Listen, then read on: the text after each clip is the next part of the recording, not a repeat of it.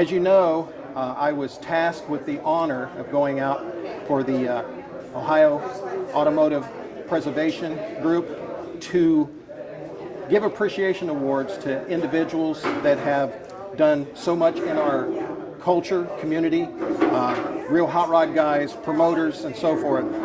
Been trying to plan and do one for Ohio George Montgomery for some time. Unfortunately, he became ill. We haven't been able to present it to him yet. So I've got two gentlemen here that probably know him just about as good as anybody else, and probably some things that you shouldn't say about him than anybody else, but we're not going to talk. It's all going to be good. Yeah, okay. Yeah. But I'd like to introduce these guys, and they're going to introduce themselves, and I'm going to let them speak on George, straight from the horse's mouth, as it were, and we'll get a little bit of history, knowledge, and insight to Ohio George Montgomery. Thank you, guys. Hi, I'm Dave Thomas, and this is my good friend Russ Spielman. Russ is probably George's oldest and best friend. He's been with them since they were kids, and we're thankful that he could come with us today, and he brought some of George's memorabilia, which is really going to be cool, that we'll hold up here in a minute. But I met George back in the 70s. I worked at Alton James Speed Shop and raced against him, and that's when I met George, was at the drag strip. And him and Jerry Alt have been friends since the 60s, and they are old friends, and that's how I got to know George, was through Jerry. But like I say, Russ has been his #1 guy for years and has gone to the races, gone to the shop, built motors, done everything with George. So we're honored to have Russ here with us today to say a few words about George. I'm Russ Spielman. I've known George since 1958. Was there when he had an open house, and was the first time that he had ever shown the Willies to the public that is now the world's wildest Willies. It was an open house to invited friends, and it was amazing that a friend of mine and his dad and uncle were involved in drag racing through the Highland Drag Strip. And during that time, we were able to get to know each other, and George can be cantankerous, but through the years I've learned how to read him and be able to understand what he's telling me, and if it happens to come up to a time when he's got something else to do, he said, I ain't got time right now, brother. It's fine, I'll talk to you later. And I had the fortunate, I was fortunate to be able to buy a house that was on the next street north from where George's shop is. So I always told everybody that I lived a yard and a half away from George's speed shop. My half a backyard and my neighbor's backyard, and I was in his speed shop. So I'd walk over and talk to him, and we were into drag racing. We raced sea alders, and Thursday night we would get together, the group that had the car, we'd get together at my house, get it all prepared, and then we'd go over and talk to George. He'd still be there. This would be like 9, 10 o'clock at night. And we'd go over there and shoot the breeze with him. Ask him, okay, where are you racing this year or this week? Did you beat any of them elephant motor cars? The Hemis. Yeah, the Hemis. He didn't like the elephant motor cars. Anyway, Russ, didn't he start out with a Cadillac, then he went to a small block Chevy, and then he went to the Fords, didn't he? exactly. Yeah. And 1965 was the last year that he ran the Chevy motor, and he got to the place where he didn't win over Indy, and And that just Should have been there to referee. Destroyed him. destroyed his confidence in what he had to have. Yeah. Ford had already been talking to him, and they wanted to give him small block Ford. They wanted him to race the small block Ford. He said, nope, it's got to be the 427. And at that time, they were building the Camrys. George ended up getting the Camry for the Ford and for the Willys. And what he got was a box of parts. He had to put it all together himself without any instructions. There was no push tab A into slot B. There wasn't nothing there. He had to figure it completely out on his own. He did a fantastic job with nobody ever beat him when he had the camera in that Willys. He put a lot of elephant motors on the trail. Biggest race back in the day too, wasn't it great when Stonewoods and Cook and they all met at the Indy Nationals and he took them all home? Right. Yeah. Yep. That's true. And they had a big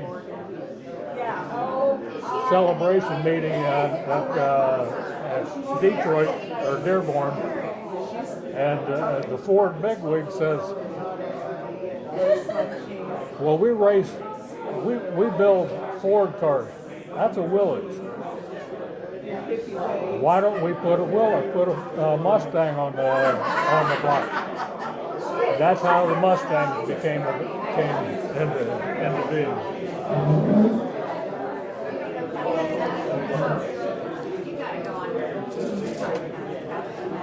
Right. Yeah. When did he come back with turbocharging? When did he start that? That was 65 or 66. Okay. The blue Mustang was the first car that they built. Ford supplied the body, it's a glass body. Ford supplied that. And one of the issues with NHRA was that it had to have a manufactured frame. So George put a Willys frame under that Mustang, and it met the rules. Yep. Then, after winning with that, they wanted him to run the 429 Boss motor up. Yeah. And this is just the red car here. When he first put it together, he put it together with the blower on it. And after running that one season, Ford engineers decided to turbocharge that. And they figured out all the information on all the intricacies of the turbocharger.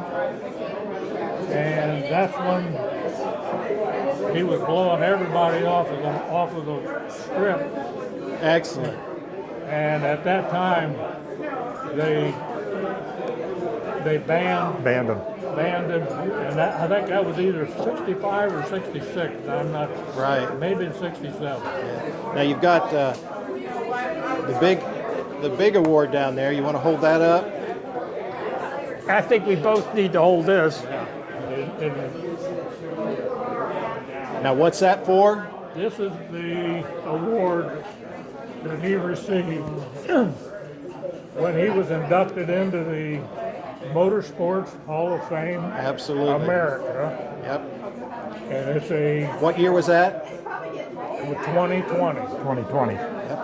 Because of COVID, Right. they did not have a formal induction. Right. He actually received this in actually in 2022. And Also, this was the All right. Excellent. Isn't that awesome? Perfect. That is wonderful. I tell you, as Russ has talked, and as you can tell, George was quite a character.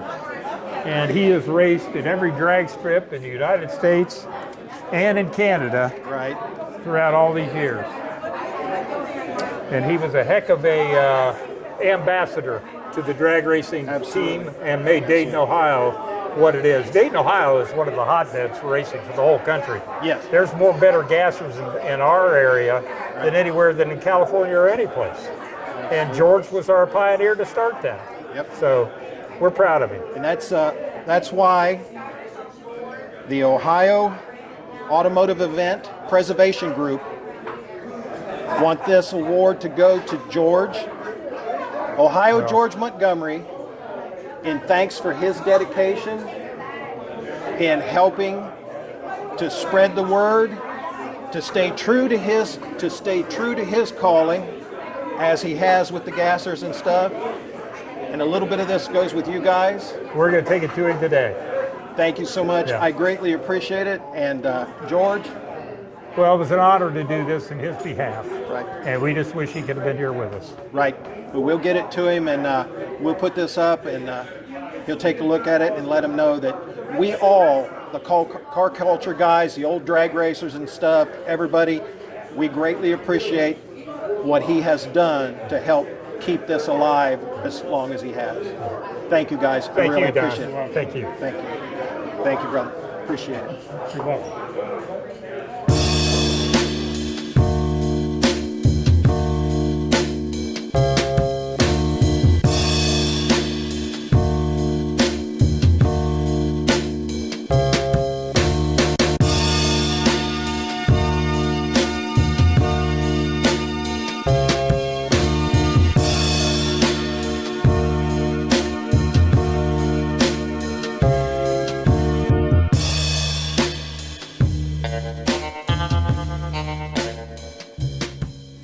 So tell me about that again.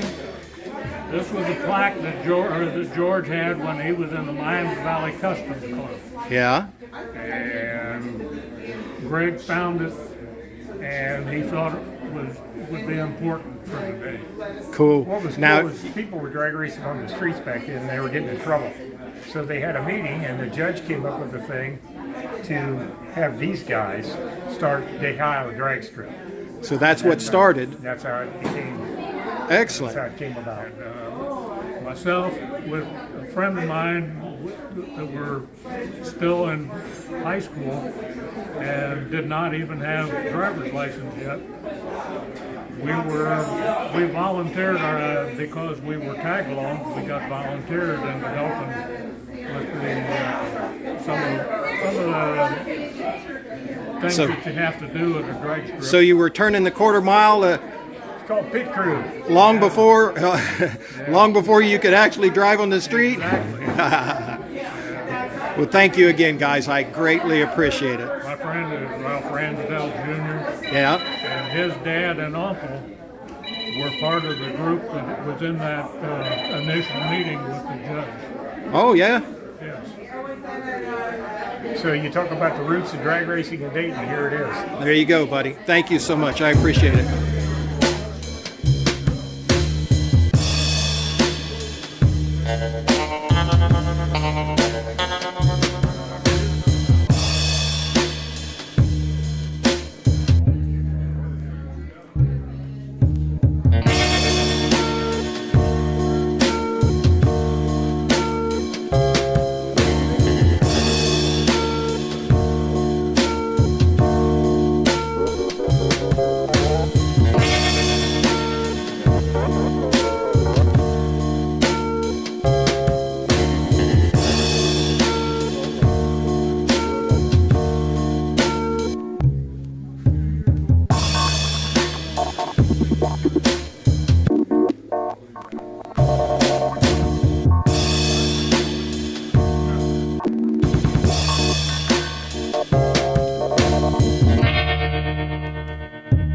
Thank you.